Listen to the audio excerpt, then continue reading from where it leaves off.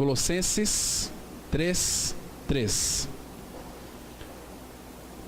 Porque morrestes e a vossa vida está oculta juntamente com Cristo em Deus. Agora, Evangelho de João 3, versículo 13. A palavra, ela diz assim, João 3:13. Ora, ninguém subiu ao céu, senão aquele que de lá desceu, a saber, o Filho do Homem que está no céu. Vamos ter uma palavra de oração. Pai Santo, mais uma vez nós te agradecemos por essa noite agradável que nós estamos aqui reunidos em torno da Tua Palavra.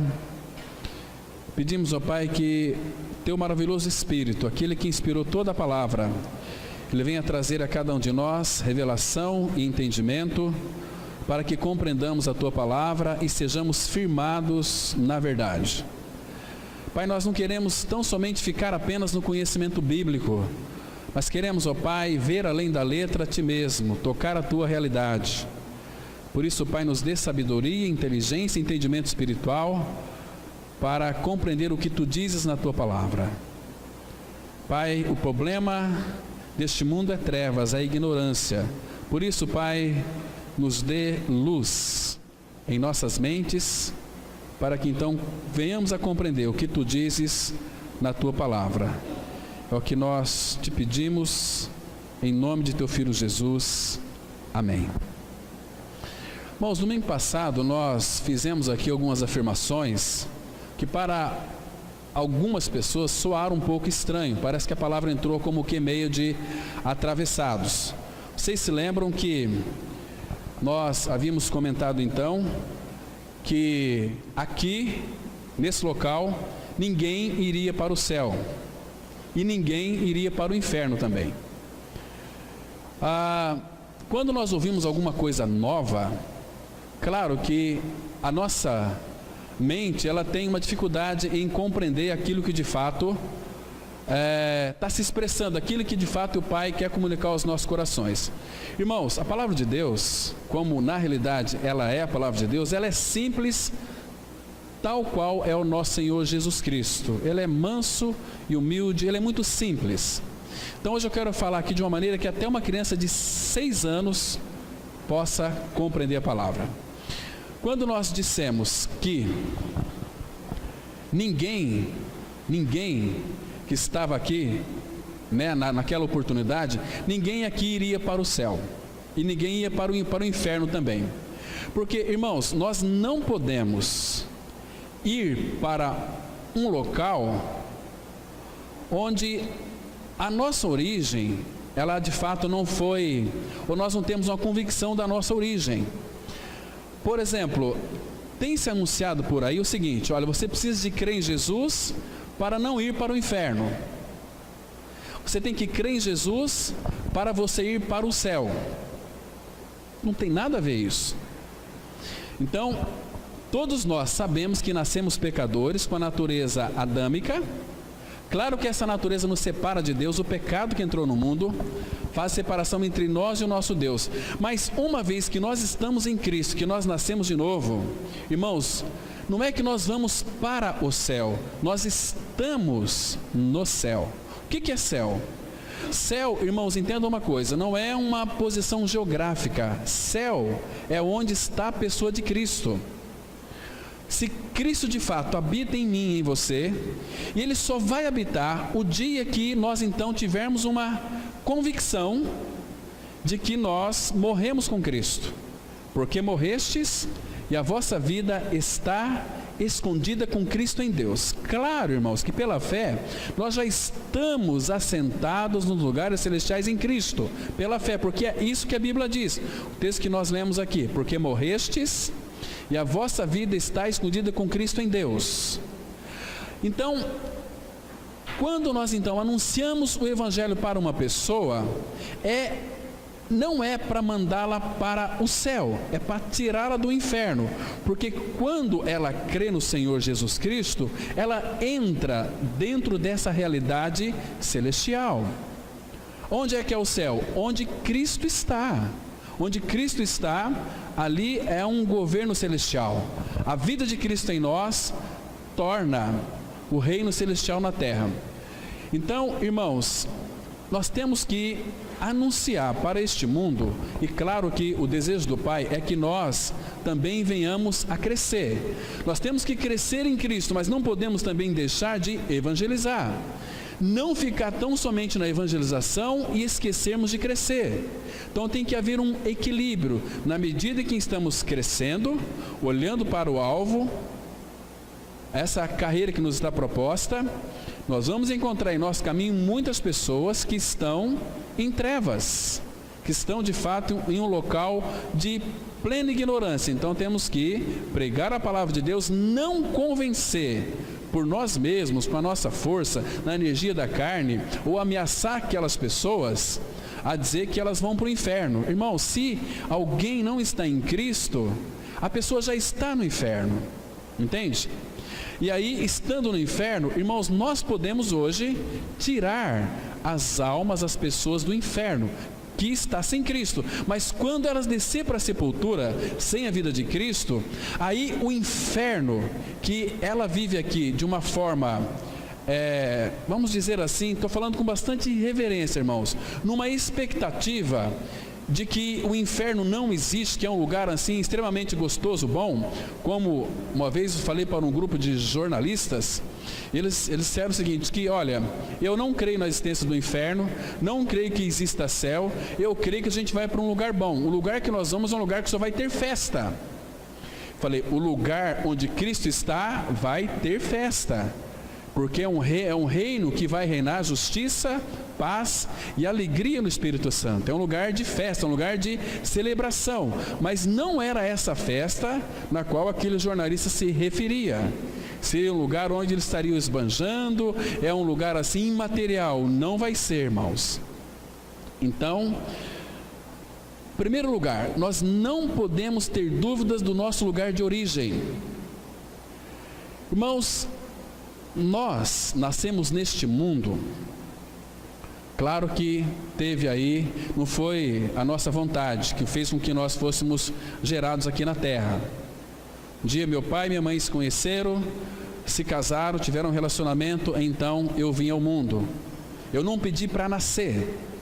Mas, irmãos, o Senhor Jesus Cristo já sabia do estado caótico em que eu e você, todos nós nascemos neste mundo, uma vida separada de Deus, onde não está Cristo habitando no interior, aí é inferno. Nós vimos hoje pela manhã que os perversos, os ímpios, não têm paz. O perverso, quando a gente fala em perverso, muitos têm uma ideia daquela pessoa que é muito má, uma pessoa rude, uma pessoa que assassina, estupradora. Não, não é isso. O perverso é aquela pessoa boazinha, que paga seus impostos, aquela pessoa que trabalha, que não deseja mal para ninguém, mas ele não tem Cristo, ele está vivendo um inferno em sua própria vida, porque ele não tem paz. A pessoa não descansa, ela sente uma falta de alguma coisa que ela não sabe o que é. Há uma necessidade de paz.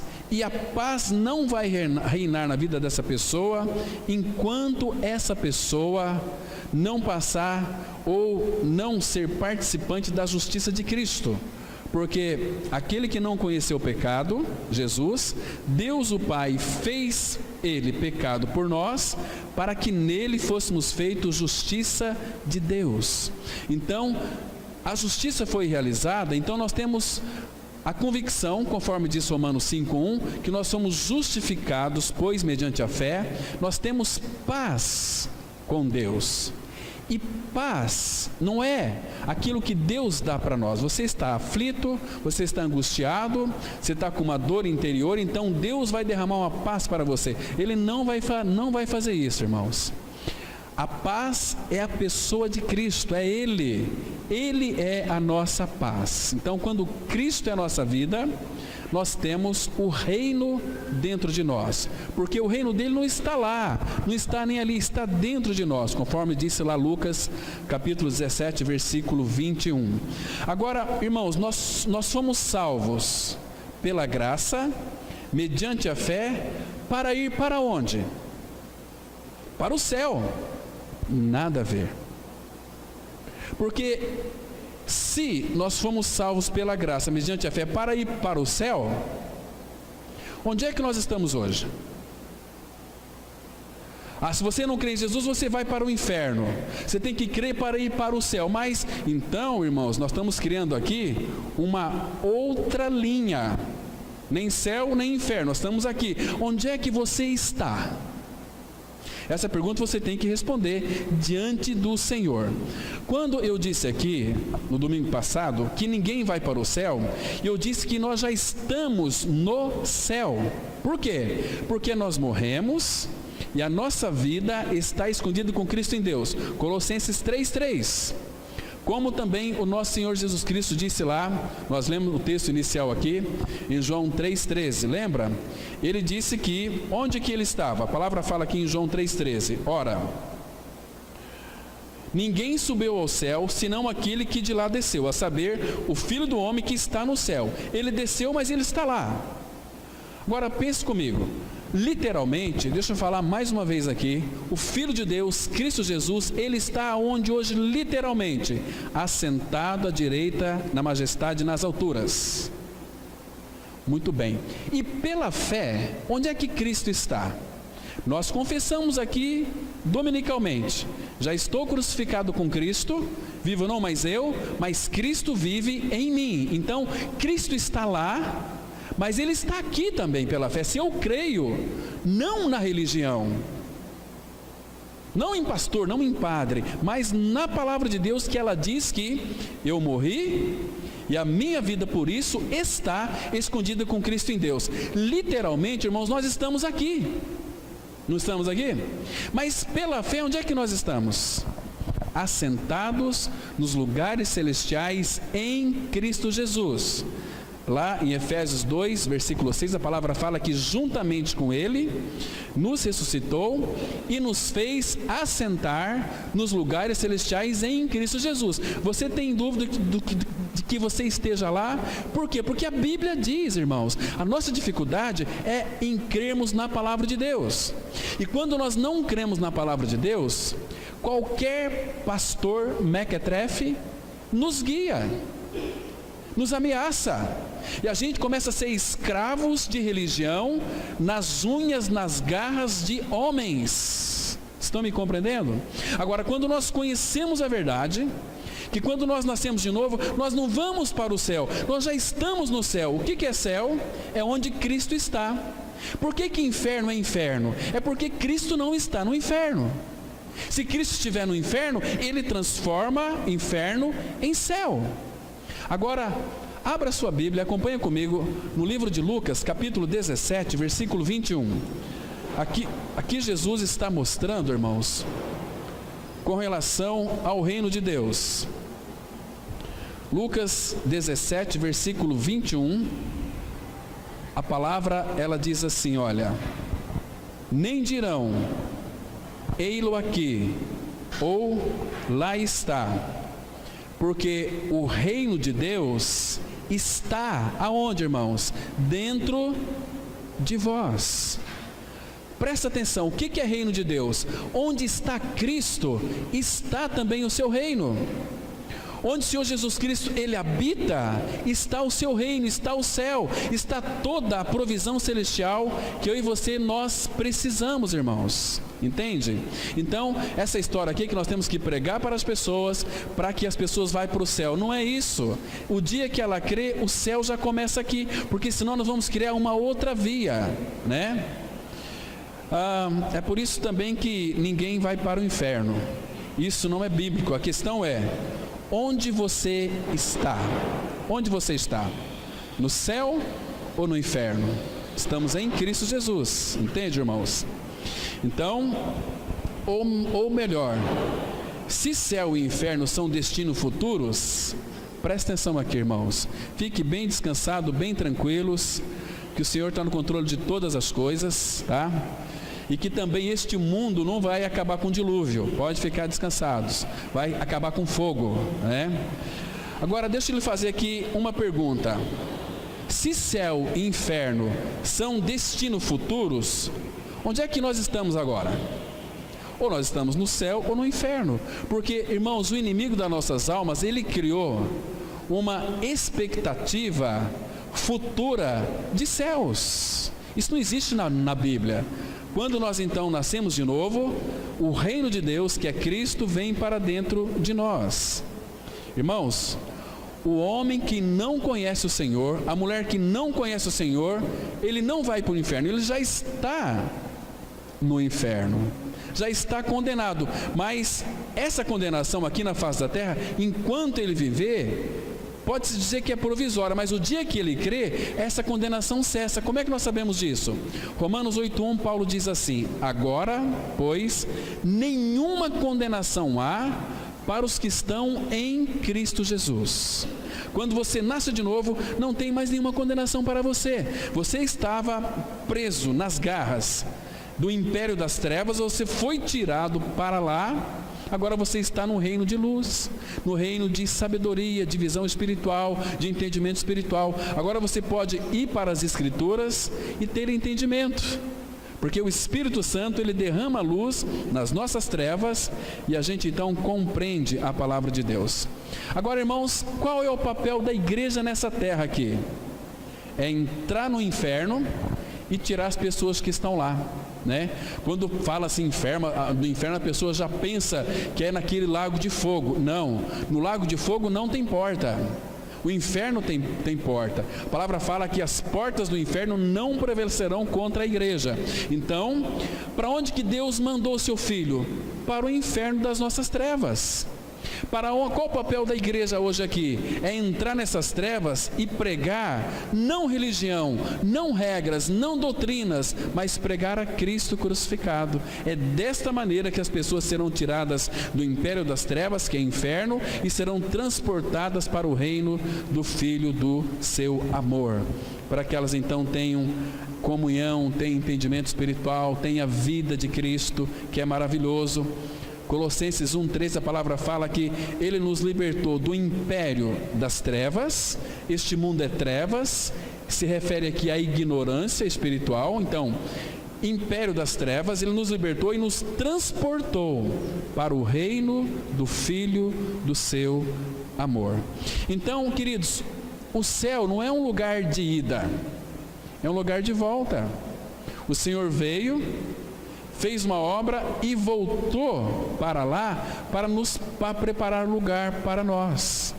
Agora, nós como igreja do Senhor, como a noiva de Cristo, nós estamos sendo ataviadas. Ele já colocou ali naquele armário o vestido.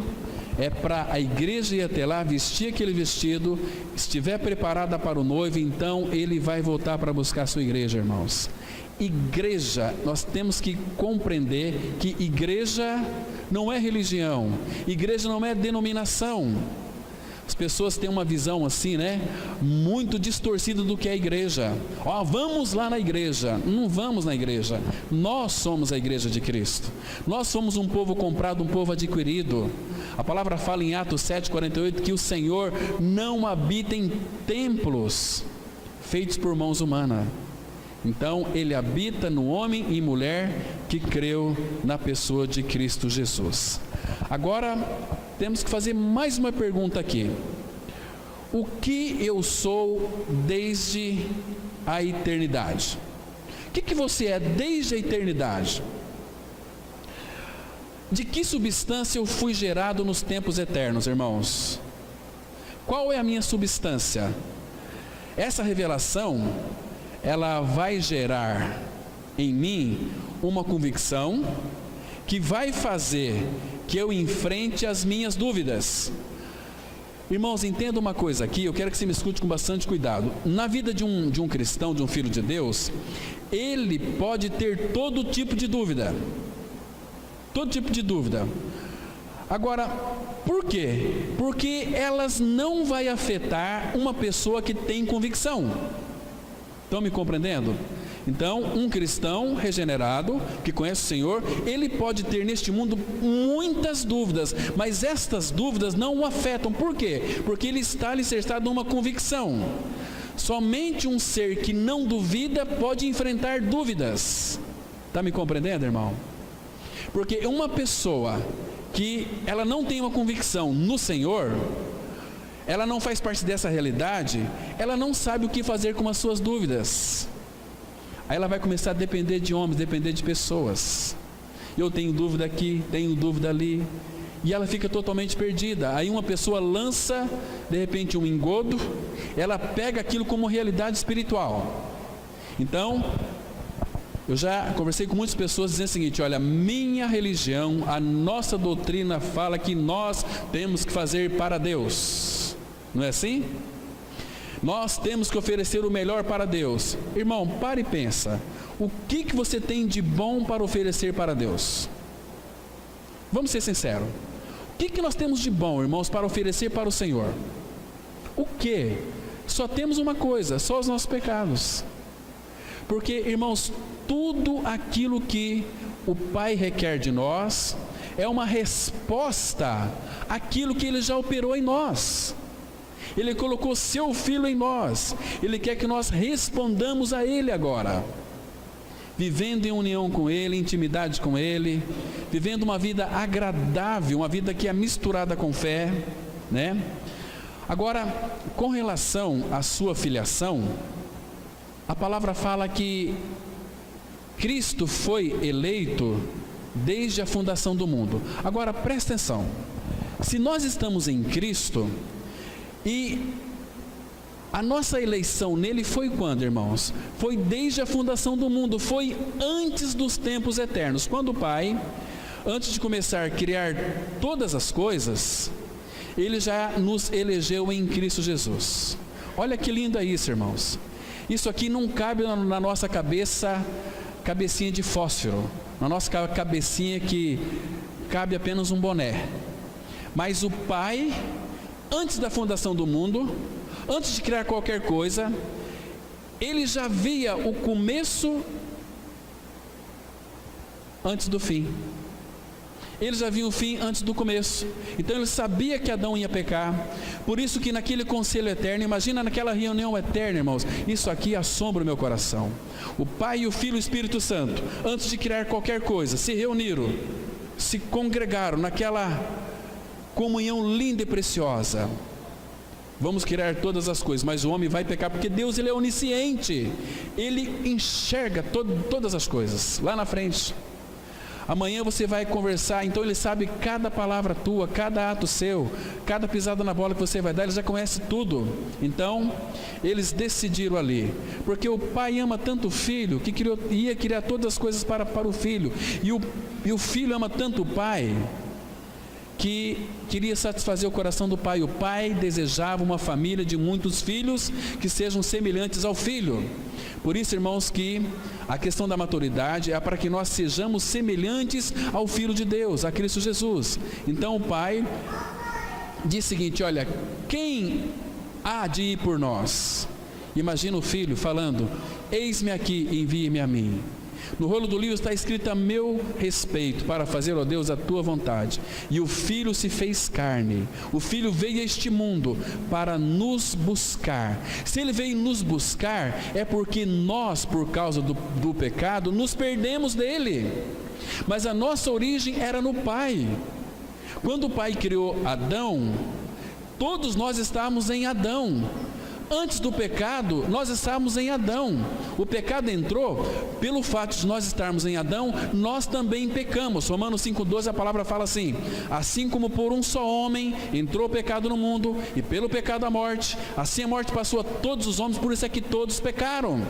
Nós estávamos em Adão, antes do pecado e depois do pecado.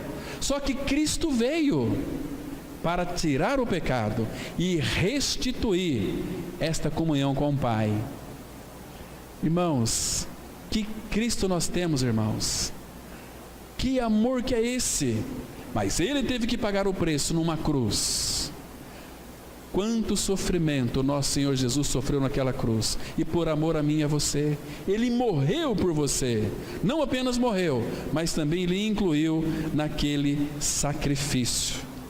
Irmãos, abra sua Bíblia, por favor, no livro de Mateus, capítulo 25, versículo 34. este reino estava preparado para mim e para você desde a fundação do mundo, irmãos. É o que diz a palavra de Deus. Mateus 25, 34. Aqui, irmãos, fala também que eu e você, nós fomos eleitos em Cristo desde a fundação do mundo. Olha só, Mateus 25, 34, a palavra diz assim: então dirá o rei aos que estiverem à sua direita: vinde, benditos de meu Pai, entrai na posse do reino que vos está preparado desde a fundação do mundo. Então, mesmo antes de você nascer, o Pai já havia preparado um reino. E nós sabemos que esse reino começa na realidade espiritual do Filho. Lembra? O reino de Deus não está lá, não está aqui, não está lá. O reino de Deus está dentro de vós. Por quê? Onde Cristo está, Ele é o Rei da glória. Onde Cristo está, está o seu reino. Nós estamos nele e Ele está em nós. Então, o reino dele está em mim. Então, este reino aqui está preparado para mim e para você desde a fundação do mundo. Efésios 1,4, a palavra fala assim: porque assim como nos escolheu nele, antes da fundação do mundo, para sermos santos, não para sermos crentes, não para sermos religiosos, mas para sermos santos e irrepreensíveis. Irmãos, é uma coisa que nós temos que pensar: você é santo ou você é crente? Irmãos, Hebreus 12,14, a palavra diz assim que segui a paz com todos e a santificação, sem a qual ninguém verá o Senhor. Agora, um detalhe que é muito importante, que vale a pena nós meditar um pouquinho, é que quando Deus criou, ou seja, nós precisamos entender o princípio criativo de Deus. O princípio criativo de Deus, ele é muito interessante. É que Ele vai estabelecer um visível que seja materialidade do invisível. Agora aqui precisamos de entrar com o aspecto da fé, né? Porque isso aqui, do ponto de vista humano, vai contrariar todo o pensamento humano. O homem, ele não consegue pensar e nem compreender aquilo que é espiritual, aquilo que é celestial. Por isso que o absoluto de Deus não está no invisível. O absoluto de Deus está naquilo que é invisível. Agora, este invisível, pela fé, vai se materializar. Você se lembra que a Bíblia diz lá em 2 Coríntios 5, 7? A palavra fala assim: visto que andamos por fé e não pelo que vemos. Um filho de Deus não anda por aquilo que vê, anda pela fé. Uma fé que é solidificada nele, porque Ele é a nossa fé. O que significa andar por fé? É andar nas pisadas de Cristo, porque Ele é a fé, Ele é o autor da fé. Às vezes as pessoas vêm falar com a gente, às vezes até para nos impressionar, né? Olha, Cláudio, eu tenho uma grande fé em Deus. Você não tem fé coisa nenhuma. A Bíblia diz que nós não temos fé.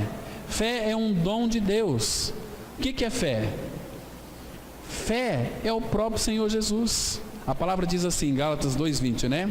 Estou crucificado com Cristo, logo já não sou eu quem vive, mas Cristo vive em mim. E a vida que agora vivo pela fé, e a vida que agora vivo na carne, vivo-a pela fé do Filho de Deus.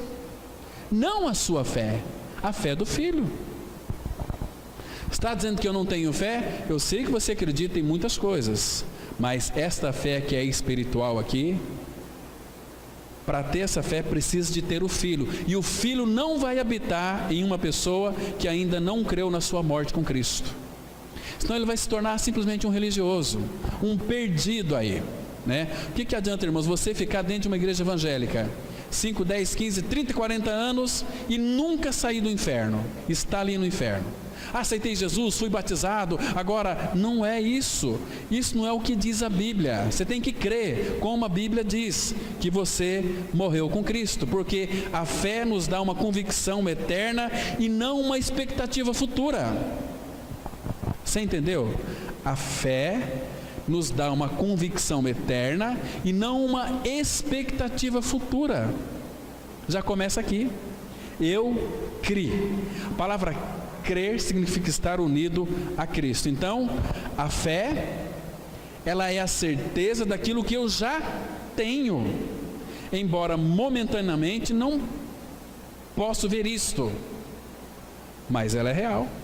É real em mim, é real em você que creu, entende? A fé não nos dá expectativas futuras. Deus, nós falamos no domingo passado, que Ele quer remover de nós as nossas expectativas, para que a nossa vida esteja fundamentada na fé, alicerçada na verdade da palavra.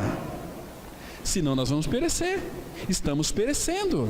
Senão por isso tem muitos que desanimam, porque criam-se expectativas, inclusive na palavra de Deus, inclusive até em Deus.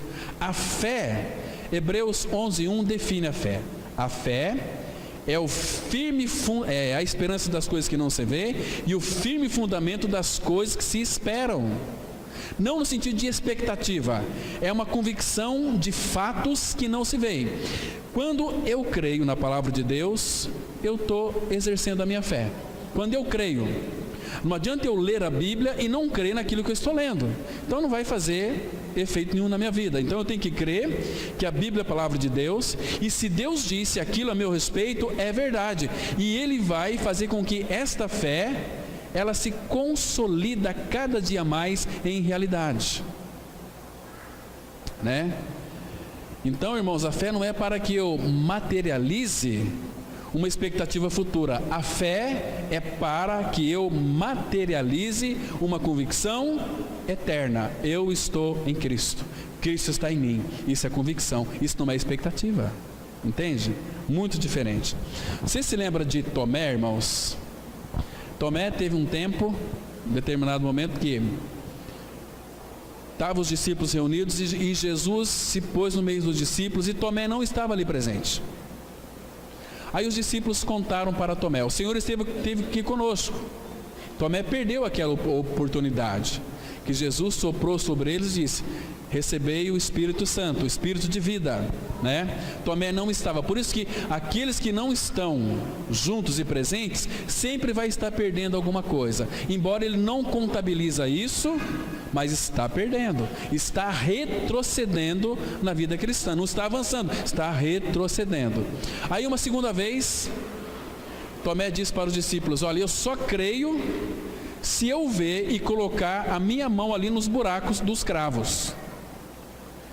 Lá no Evangelho de João, capítulo 20, versículo 19, Jesus se pôs no meio deles e Tomé estava presente. E Jesus já chamou Tomé: Tomé, venha cá, coloque aqui a tua mão no meu lado, vê que sou eu mesmo. Olha aqui os meus cravos, coloca a mão aqui, Tomé. Um espírito não tem carne e osso como eu tenho, sou eu mesmo. Aí Jesus diz para Tomé no capítulo 20, versículo 29 de João: disse-lhe Jesus: por que me viste, creste? Bem-aventurados que não viram e creram. Aqui, irmãos, fé não é expectativa de um futuro. A fé é uma convicção presente. Eu estou em Cristo, eu morri com Cristo, ressuscitei com Cristo, Cristo é a minha vida. Isto é fé na palavra. O que é fé? A fé é você crer naquilo que a Bíblia diz. E quando nós cremos naquilo que a Bíblia diz, ninguém mais nos engana, ninguém mais vai ser enganado. Hoje a gente vê aí, irmãos, é de fazer pena, tantas pessoas com sede de Cristo, querendo um alimento sólido, gostoso, beber água pura, que dão para elas é palha, é uma água suja. Elas têm que fazer isso, fazer aquilo, tem que subir monte, tem que descer monte, tem que orar, jejuar, fazer um monte de coisas para ter algum mérito, para que Deus então possa: olha, puxa vida, como vocês são formidáveis. Isso cheira a CC. Irmãos, nós só somos aceitos em Deus não por aquilo que nós fazemos, é por aquilo que Cristo fez. Entende, irmãos? Maria e Marta, quando morreu seu irmão Lázaro, vocês se lembram? Ela disse assim para o Senhor Jesus, chorando, né? Senhor, se você estivesse aqui, meu irmão não teria morrido. O que Jesus disse para ela? Eu sou a ressurreição e a vida. Quem crê em mim, ainda que morra, viverá. E todo que vive e crê em mim nunca morrerá. Crês isto? Eu creio que no último dia, etc, etc. Né? Mas Jesus está dizendo, olha, no último dia vai acontecer a ressurreição.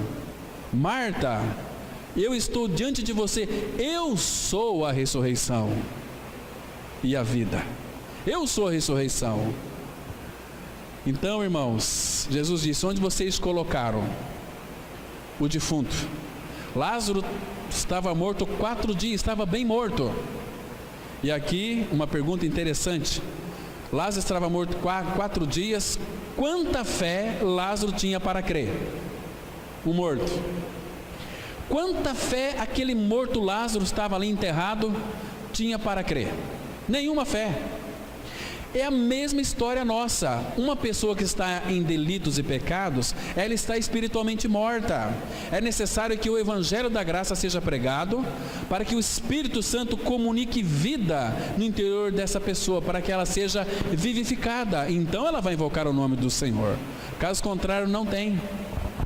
E aí Jesus disse assim, olha, tirai a pedra. Senhor, já é de 4 dias, cheira mal. O que Jesus disse para Marta? Lá no Evangelho de João 11:40.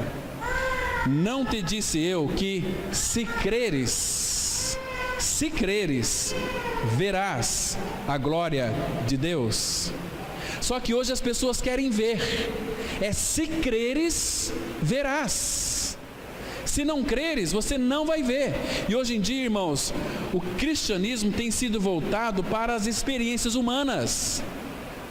Uma pessoa vem aqui dar um testemunho, eu fui curado de uma lepra, eu fui curado de cegueira, eu fui curado de paralisia. Gente, isso não é pregar evangelho, isso é iludir as pessoas.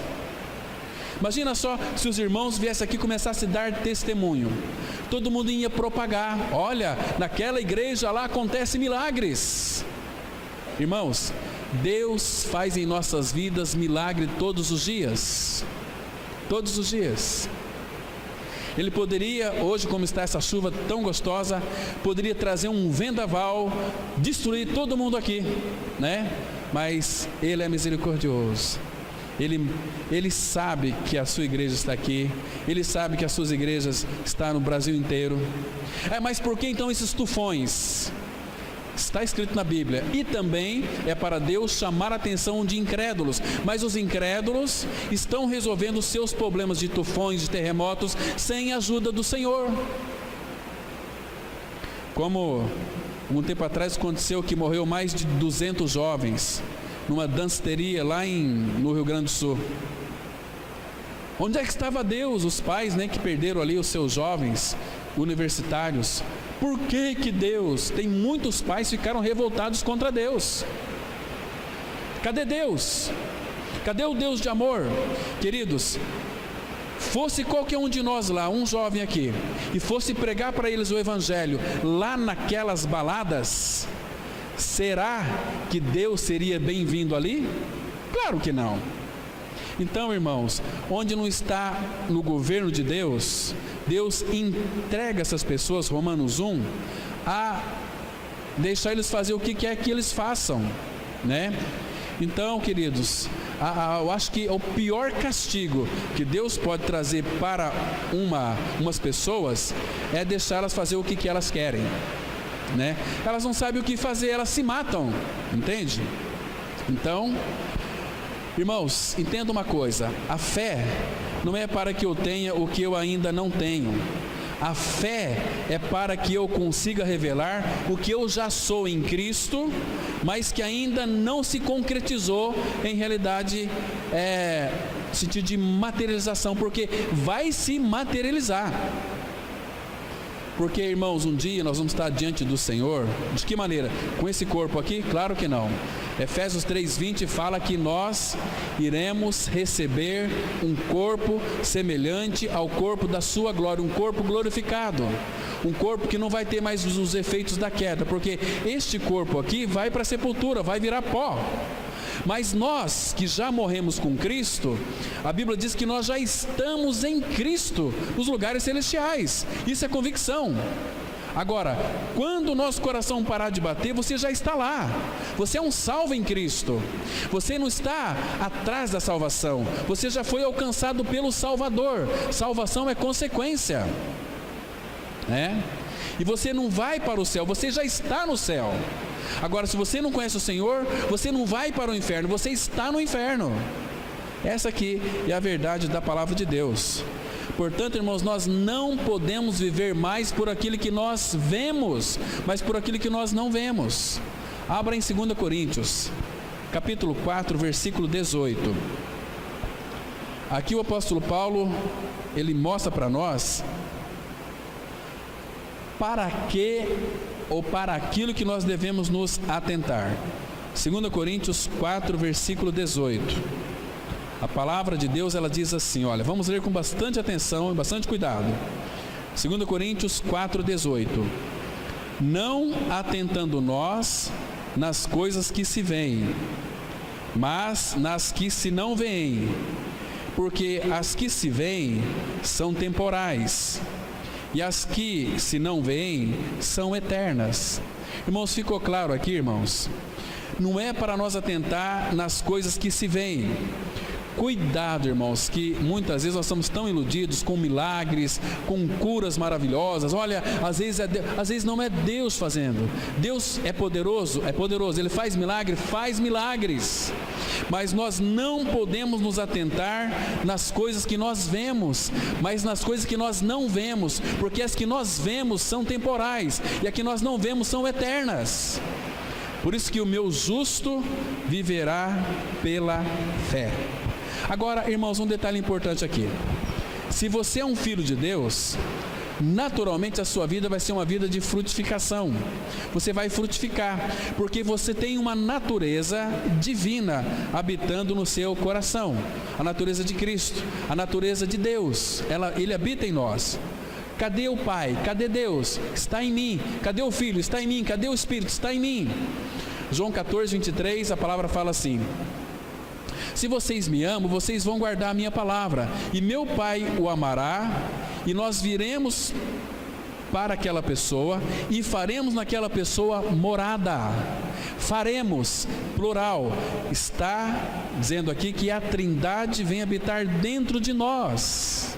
Entende aqui, irmãos? Agora, uma pessoa que é habitada pela Trindade, ela necessariamente vai frutificar.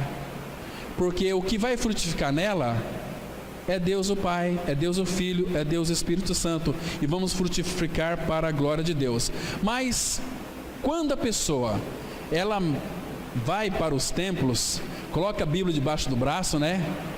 Veste uma roupinha muito bonitinha, às vezes vai lá para o templo ouvir a palavra, louvar, mas não tem entendimento espiritual, fica na ignorância, ela não vai frutificar. Mas quando numa frutificação, significa que essa pessoa está rebelde e não faz parte da natureza de Deus, porque a natureza de Deus, de uma forma bem natural, é frutificação. Se não tem a natureza de Deus, não vai haver frutificação. E não frutificar é dizer que Deus mentiu, está sendo contrário à natureza dele. Por isso que aquele que está em mim não der fruto, ele o corta. Por quê? Porque não frutifica. Porque está ligado a ele, mas não frutifica. Que conversa que é essa? Agora, irmão, nós temos que pensar aqui. A minha vida tem sido uma vida frutífera? Ou eu estou com a minha mente cheia de conhecimento? Eu sei toda a Bíblia, mas em que eu estou frutificando? Às vezes é só conhecimento bíblico, é só mente carnal inchada, sem realidade espiritual, sem amor pelos irmãos, né? Hoje nós falamos sobre a questão da pacificação. Não tem paz uns com os outros. Por que não tem paz uns com os outros? Porque não tem paz com Deus. Então, essa pessoa é lançada fora. Porque, irmãos, se nós estamos nele e não frutificarmos, significa que não há em nós a semelhança dele. Você está me compreendendo? Meu irmão, isso é muito sério, seríssimo demais. Abra no Evangelho de João 15, versículo 2. Vamos ler esse texto aqui. João 15, verso 2. Versículo 1 ele vai falar que ele é a videira, meu pai é o agricultor. E no versículo 2 ele diz assim: todo ramo que, nós somos esses ramos aqui. Todo ramo que, estando em mim, não der fruto, ele o corta. Está vendo? E todo que dá fruto, limpa, para que produza mais fruto ainda. Irmãos, então aqui, não frutificar contraria a natureza de Deus. Frutificar ou não é uma opção, irmãos, é uma desobediência. É não deixar o Senhor agir, entende? Eu sei fazer, porque, irmãos, há uma natureza em nós, que é a natureza divina, e essa natureza tem que frutificar. Agora, está dizendo que não sou aquilo. Quando eu não frutifico, eu estou dizendo que eu não sou e não faço parte daquilo, ou seja, da natureza divina. Se Cristo é a nossa vida, como não vamos frutificar, né? Tem muitas pessoas aí, irmãos, que estão preocupadas com doutrinas erradas, estão preocupados com conceitos errados. Queridos, a gente tem muita preocupação achando que o mal desse mundo é o muçulmano, é o macumbeiro, é os hindus. Não é, mas o mal desse mundo são os cristãos que não têm compromisso com a verdade, né? Precisamos, irmãos, de homens na igreja, de homens que de fato respondam ao Senhor, têm compromisso com o Senhor. Esse tempo atrás veio umas senhoras falar comigo, né? A nossa comunidade não tem homem. Cadê os Elias? Cadê os homens, né? Nós somos homens para fazer outras coisas, mas para anunciar o Evangelho, para pregar Cristo crucificado, para viver essa vida de união com Cristo, nós não temos, né? Então falta homens. O mundo está uma bagunça por causa daqueles que não têm compromisso com a verdade que eles confessam. Essa é a realidade. Nós precisamos falar e da mesma maneira proceder. Citar aqui o último texto, que diz lá em Tiago, capítulo 2, versículo 12. Aí nós vamos encerrar aqui. Tiago 2:12. A palavra ela diz assim, olha: falai de tal maneira e de tal maneira procedei, como aqueles que hão de ser julgados pela lei da liberdade. Presta atenção. Fala de tal maneira e de tal maneira proceda. Então Deus tem chamado homens que falem e que vivem aquilo que pregam, aquilo que confessam, aquilo que professam. Irmãos, então que Deus, na sua infinita misericórdia, cada dia mais venha ter misericórdia de nós e nos dá a capacidade, a suficiência. Ele já deu, é nós que precisamos de responder a isso, porque caso contrário, irmãos, nós vamos perecer. Que Deus abençoe ricamente em Cristo. Amém. Vamos orar. Pai, mais uma vez te damos graças, porque tua palavra, Pai, ela é tão esclarecedora, ela é tão rica. E continue, Pai, falando com cada um de nós. Continue revelando o teu Filho, avivando a nossa vida pela tua palavra, Pai. Obrigado por essa chuva tão maravilhosa que está caindo sobre a nossa cidade. Obrigado porque até aqui o Senhor tem nos abençoado, Pai. Continue segurando firme em nossas mãos. Continue nos abençoando na pessoa de Cristo. Em nome dele nós oramos. Amém.